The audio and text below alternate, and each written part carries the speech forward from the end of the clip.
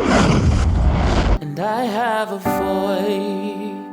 Hi, and welcome to the Voice Talk Show. It's been a while since we did the Voice Talk Show, and we are so excited that this edition we are doing it at the beach with amazing members of the Voice community. And we are here to talk about a very important subject, even though it may not sound like an exciting subject. We're going to try as much as possible to make it captivating and exciting as we can, to be able to capture a very important subject such as bullying. And today we are talking about bullying. We're going to share our experiences with bullying, and most importantly, how we can make that change in the world in that area of our lives. Okay, so I want the members of the Voice community right here on the seats to introduce themselves, and then we start from there. I'm starting with, I'm a bed. please. Sorry, he has made a mistake. He didn't add the title, his title, so he's going to take it again. Please, I'm voice a bed. Voice Patricia. Hi everyone, I'm Voice Ezekiel. I'm Voice Richard. All right, so we are currently at Laboma Beach Resort, and this is a hangout, a games time with the Voice community, as we usually do. But most importantly, we also throw light on very important subjects such as this. The main thing that we are very concerned about is eradicating violence in our world, and bullying being such a rampant thing in our society. We feel it's so important for us to throw light on it as well. So I'm Voice Richard Siao, and I'm the founder of Voice and also the presenter of this talk show we are going to have currently. Okay, so I think we are going to start with, what is your worst experience when it comes to bullying? Okay, so just before I hit, this is a personal experience. Just before I hit puberty, you know, you are dealing with underarms, hair, smells, weird body odors and things. And I couldn't deal with that kind of how to suppress it, the body odor, because different change, you are sweating, things like that. And so my classmates bullied me because if I would sit in an area, I would stink it up. And then it carried on from, I think, primary 4 till I completed JSS. And no one came to approach me. I was like, oh, maybe this is a treatment. Use lime and water and do this and do this. And it was they just made jest of me. And I lived, so I had low self-esteem, on completing JSS. The only out I had was to make people laugh. So that has been with me since then. And I'm just known as Patricia the silly one, but it was a coping mechanism for myself to deal with the bullying. So that is my experience. Okay, so I think with my experience, it was mostly about growing up. I was like tapping into much more of my feminine side. So like, Charlie, I was handsome and beautiful at the same time, so it wasn't my fault. However, looking at the structural nature of society in terms of what boys are supposed to be like, what boys are supposed to do, play football and do other things, it became very difficult for me to fit into that space. So every time, let's say, we are going for PE or they want people to come and carry something, they will start making reference to me that, oh, all the boys except this guy, creating the impression that I'm not physically strong enough to engage in that activity. So how I was able to cope was to constantly engage in mind games that, well, you may be physically strong, but I'm also mentally stronger than you. So when it comes to academics, I'm in my top class, top 4 or top 5, and we'll always use that against them whenever they are talking about the issue of strength. So I felt that was my way of trying to cope, because they made me feel like, yeah, because you don't have physical strength, you are not manly enough. Okay, so for me, it was in senior high school. That was when I was in first year. I don't know what happened, but Immediately I got to school, when Chimetedi Senior High School, there was this senior who said, you this guy, come here. I was very innocent. I don't know anything. So he said, oh, I want you to be my son, my school son. So I want us to go straight to the dining so that I'll introduce you to some of my other colleagues. There is a new guy. I want him to be my son. I was like, okay, because I was just fresh in the school. I don't know what is happening. And I went to the prefect table. He was a prefect. So I went to the prefect table and I was like, I should get up. And I wanted to get up. He said, no, sit. Then the next thing I could see was a pound of food on my head to walk around the whole dining hall. And they were chanting this song, a chabwa, like I started asking to initiate me that I have been in the school. And that was my worst experience. So when I went to dorm, I think I cried for the whole night, and like 2-3 weeks in the school was very unbearable. I wish I could stop school. So for me, that was my worst experience. So mine growing up, just like Ezekiel's, because I was a bit feminine, and when I was growing up, my body parts were not like very uniform. They still aren't.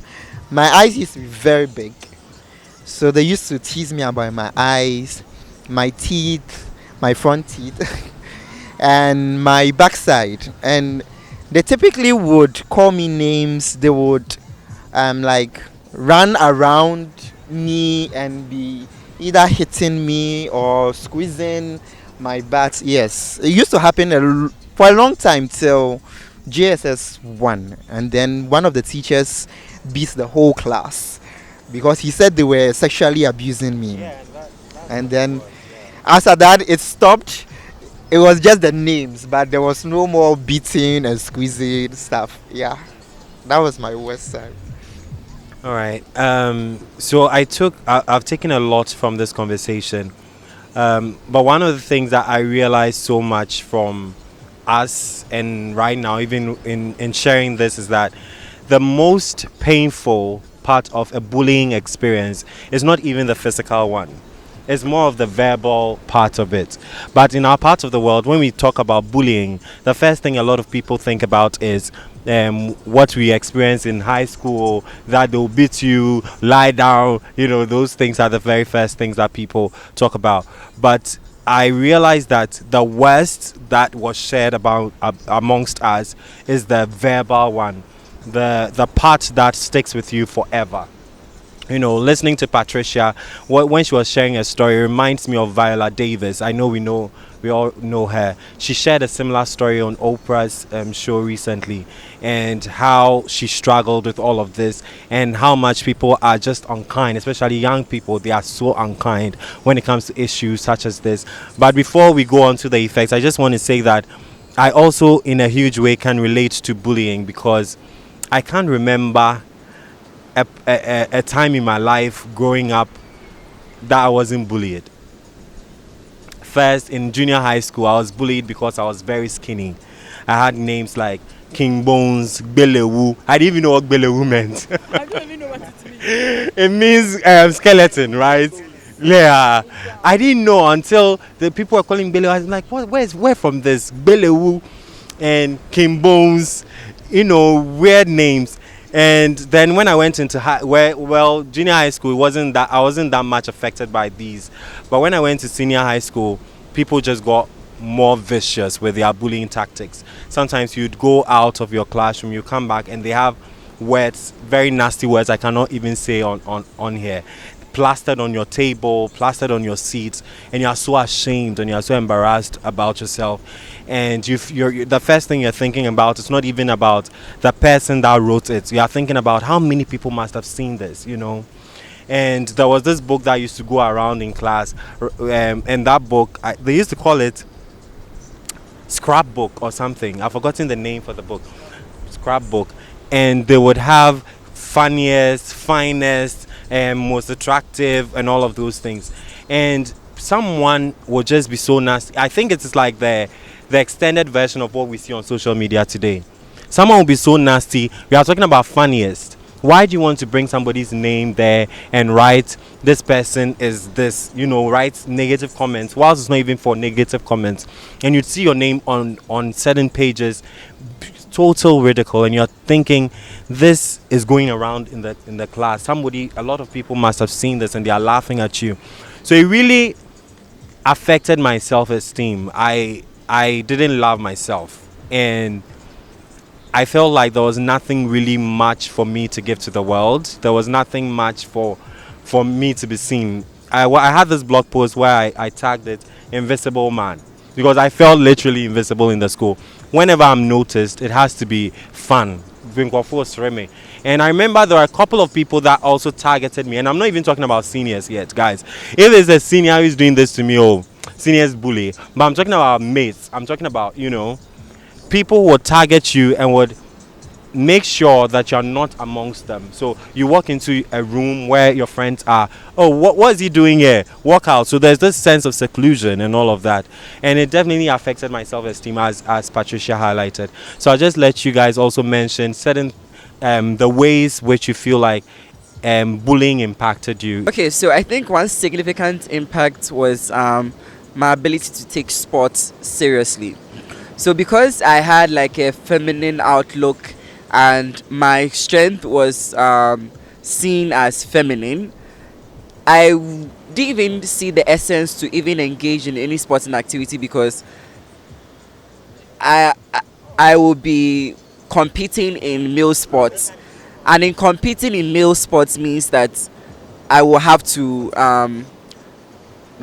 see and hear the ridicules that people will have to say, because I didn't really like playing sports. So I got to uni. I was having this lack of self-confidence. It got to a time I was having lack of self-confidence. So I think SS2, one of my colleagues noticed what I can do. Then he let me join the school choir.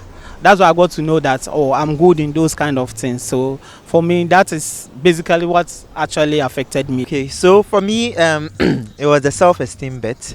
For a very, very long time, I had self-esteem issues, mostly because of my body. And in SS, I used to take my bath very early, so that I wouldn't have to be in the bathroom with anyone. So I'd either bath very early or late, so that they wouldn't see you. As I grew, it was still within SS, but I began to get more comfortable with my body, and then now I was okay. In SS3, I was literally voted for a female position. The guys decided that they had written the names of the contestants on the board, but when the ballots were casted, my name was part. I don't think I won, but yes, it was sad. Did you feel bad for that? Did you feel bad? I was sad. They didn't want to vote, but just to make it fun, they decided let's add Abed's name to the list, and then they did it. So I felt very horrible, yes, but you have to laugh about it and pretend everything is okay.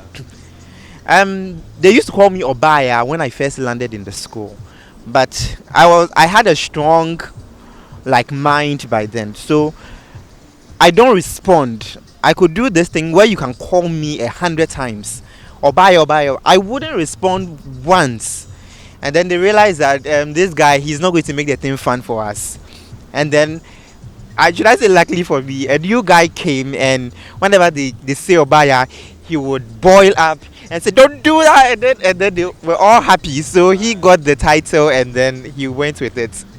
So I was going to ask about how did we overcome it? How did we triumph over, if there was a triumph, over bullying? But I hear some of you say that you accepted your whomever you are, you accepted yourself, and you also mentioned that you made jokes about it, you did not really take it seriously, and that in some ways made it stop. And you also mentioned a similar. One other thing I did was I focused on my strengths. I was a very, very clever student. I still am. I just don't like reading and learning now.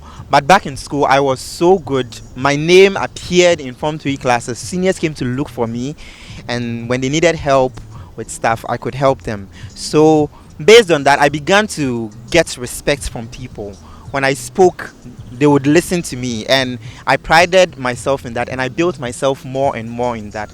So as I got more confident with that, I began to accept all the other parts of myself also.